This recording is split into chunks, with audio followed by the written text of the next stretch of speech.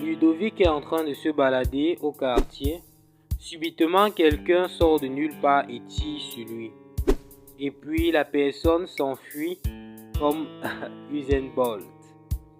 Maintenant, on peut se poser une question. Y a-t-il eu assassinat ou meurtre? C'est de ça dont on va parler aujourd'hui. Oui, il existe bel et bien une différence entre l'assassinat et le meurtre.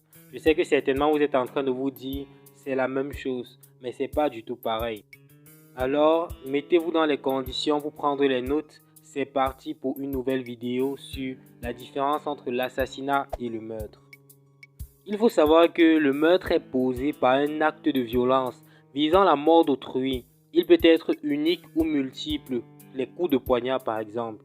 Le meurtre est une infraction intentionnelle qui nécessite la volonté du coupable de mettre fin à la vie d'autrui. Maintenant, on peut se demander comment savoir si l'auteur du meurtre avait réellement l'intention de tuer sa victime. Déjà, la jurisprudence prône le fait de se référer aux circonstances de commission pour savoir cela. Par exemple, il faut chercher à savoir si le meurtrier a frappé la victime sur une partie vitale du corps avec une arme dangereuse qui peut causer la mort. Maintenant, qu'en est-il de la répression du meurtre?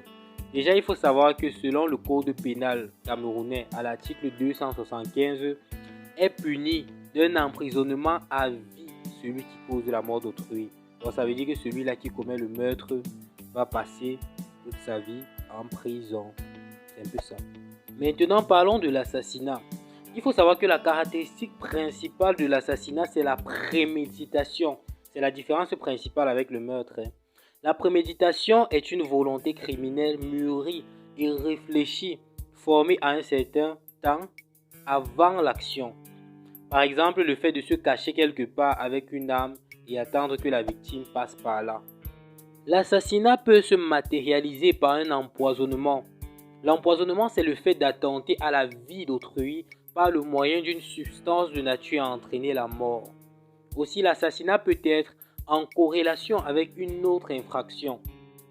Concernant la répression de l'assassinat, il faut savoir que selon l'article 276 du Code pénal camerounais, l'assassinat a pour punition la mort. Mais au Cameroun, les juges ne font plus appel à cette punition-là, ils optent plutôt pour l'emprisonnement à vie. Mais sinon, on constate quand même que la punition prévue par le Code pénal concernant l'assassinat est plus dure que celle du meurtre. Là, nous sommes arrivés à la fin de la vidéo. Si vous voulez d'autres vidéos de ce genre, n'hésitez pas à vous abonner, à liker, à partager, à commenter. Allez, on se dit à plus pour une nouvelle vidéo.